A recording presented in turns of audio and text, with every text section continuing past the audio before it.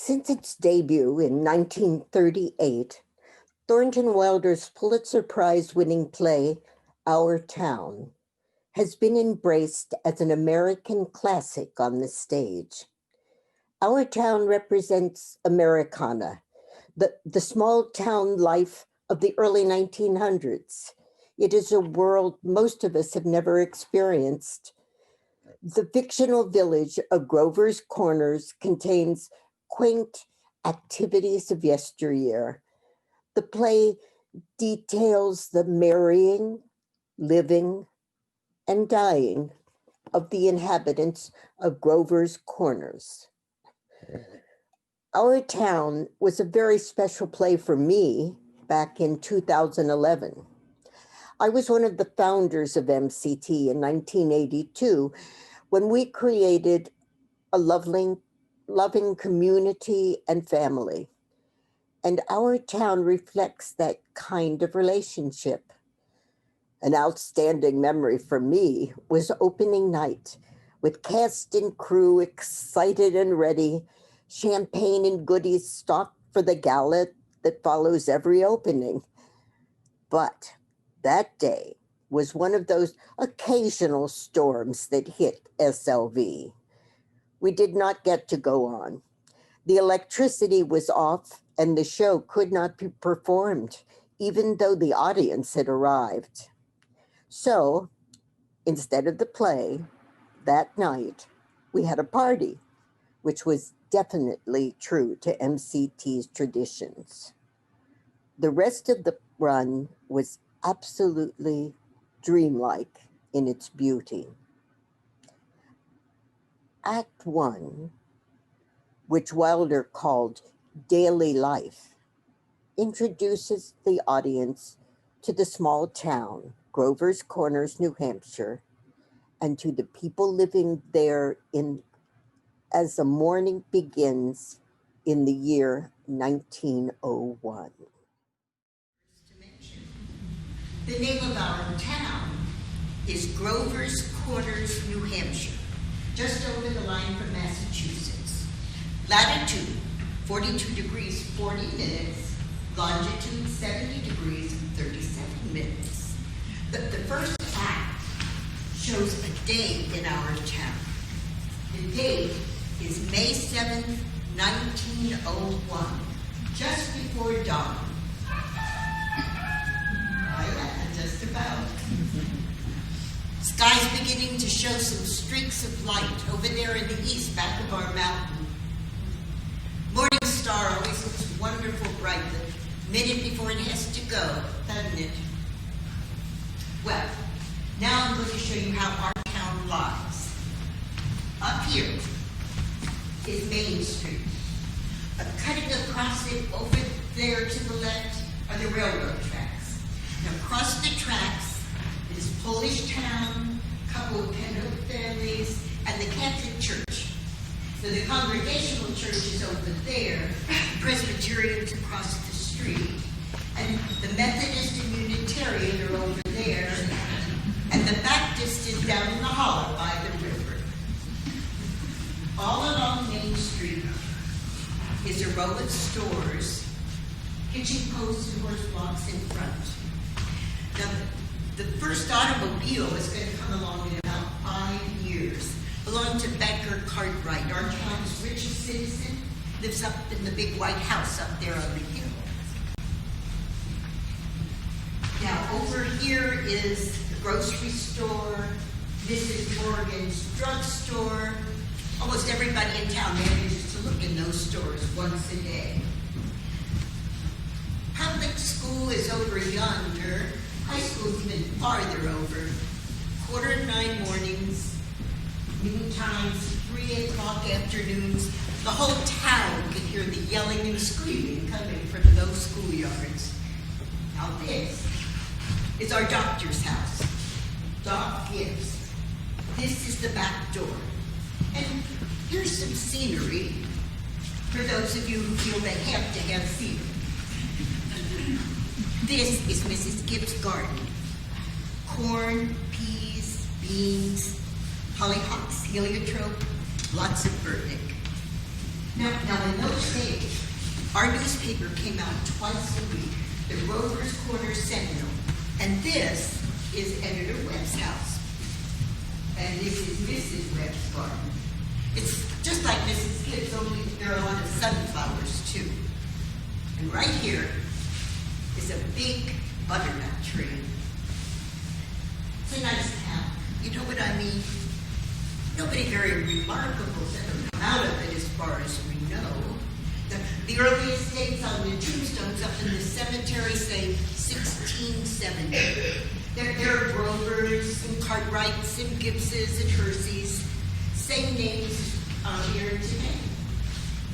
Well, as I said, it's about dawn. The only lights on in town are in a cottage over by the tracks where a Polish mother just had twins. And in the Joe Crow house where Joe Jr. is getting ready to deliver the morning papers.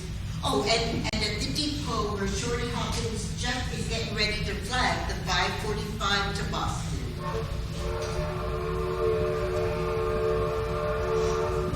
There she is now. Well, naturally, out in the country all around, there have been lights on for some time, what with the milking and all, but town folks sleep late. So, another day has begun. Doc Gibbs is coming down Main Street, coming back from that baby case. And here's Mrs. Gibbs come downstairs to make breakfast. Doc Gibbs died in 1930. New hospital's named after him. Mrs. Gibbs died first, a long time ago, in fact. She went out to visit her daughter, Rebecca, who'd married an insurance man in Canton, Ohio, and died there, pneumonia. But they brought her body back here. She's up there in the cemetery now, in with a whole mess of Gibbses and Herseys. She was Julia Hersey before she married Doc Gibbs in the Congregational Church over there. In our town, we like to know the facts about everybody. There's Mrs. Webb coming downstairs to make breakfast too. And this is Doc Gibbs. He got that call to go to Polish Town at 1:30 this morning. And here's Joe Crow, delivering Mr. Webb's sentence. A lot of time, 12 years, has passed since you were introduced to the people of Grover's Corners. As Thornton Wilder put it, babies that weren't even born before had begun talking regular sentences already. And a number of people who thought they were right young and spry have noticed that they can't bound up a flight of stairs like they used to. The second act is entitled Love and Marriage. Although romance is prominent in our town, it is merely the most vivid among a wide range of bonds that human beings are capable of forging. Wilder depicts a number of different types of relationships, and though some are merely platonic, all are significant. In the third act, named Death and Eternity, Wilder concludes our town with references to the unfathomable nature of the universe. He takes us to a hill above the town, to the cemetery, where we see once again some of the people we have already met. And he gives to the stage manager the unforgettable observation. We all know that something is eternal. Everybody knows in their bones that something is eternal, and that something has to do with human beings. There's something way down deep that's eternal about every human being. This time, 9 years have gone by, friends. Summer 1913. Great old changes in Grover's Corners. Horses are getting rarer. Farmers are coming into town now in Fords. Everybody locks their house doors now at night. Ain't been any burglars in town yet, but everybody's heard about it. You'd be surprised, though. On the whole, things don't change much around here. Now, this is certainly an important part of Grover's Corners. It's on a hilltop, a windy hilltop. Lots of sky, lots of clouds, often lots of sun and moon and stars. You can come up here on a fine afternoon and see range on range of hills. Awful blue they are. Up there by Lake Sunapee and Lake Winnipesaukee. And if you got a glass, you can see the White Mountains and Mount Washington, where North Conway and Conway is. And of course, our favorite mountain, Mount Monadnocks, right here, and all around it lie these towns, Jaffrey and East Jaffrey and Peterborough and Dublin. And there, quite a ways down, is Grover's Corners. Yes, it's a beautiful spot up here. Mountain laurel and lilacs. I often wonder why people like to be buried in Woodlawn and Brooklyn when they might pass the same time up here in New Hampshire. Over here are the old stones, 1670, 1680. Strong-minded people who come a long way to be independent. Summer people walk around there and laugh at the funny words on the tombstones. It don't do any harm. And genealogists come up from Boston, get paid by city people for looking up their ancestors, want to be sure they're daughters of the American Revolution and of the Mayflower. Well, I guess that don't do any harm either. Whenever you come near the human race, there are layers and layers of nonsense. Over there are some Civil War veterans, iron flags on their graves. New Hampshire boys had a notion that the Union ought to be kept together, even though they'd never seen more than 50 miles of it themselves. All they knew was the name, friends, the United States of America. The United States of America. And they went and died about it. But this is the new part of the cemetery. There's your friend, Mrs. Gibbs. And there's Mr. Simpson, the organist in the Congregational Church. And Mrs. Stones, who enjoyed the wedding so much, remember? Oh, and a lot of others. Here's Editor Webb's boy, Wallace, whose appendix burst when he was on a Boy Scout trip to Crawford Notch. Yes, not a lot of sorrow, sort of quieted down up here. People just wild with grief have brought their relatives up to this hill. We all know what it's like. And then time. Sunny days, rainy days, snow. We're all glad they're in a beautiful place, and we're coming up here ourselves when our gets over. There are some things that we all know, but we don't take them out and look at them very often. We all know that something is eternal. And it ain't houses, and it ain't names, and it ain't earth, and it ain't even the stars. We all know, everybody knows in their bones that something is eternal. And that something has to do with human beings.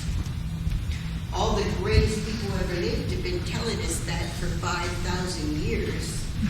You'd be surprised how people are always losing hope that there's something way down deep that's eternal about every human being. Now, you know as well as I, the dead don't stay interested in us living people very long. Gradually, gradually they lose hold of the earth and the ambitions they had, the pleasures they had, the things they suffered, and the people they loved. They get weaned away from the earth. That's the way I put it. Weaned away. Yes, they stay here while the earth part of them burns away, burns out. And all that time they slowly get disinterested in what's going on in Grover's Corners. They're waiting. They're waiting for something they feel is coming, something important and great. Aren't they waiting for the eternal part of them to come out clear? Well, some of the things they'll say will maybe hurt your feelings. But that's the way it is.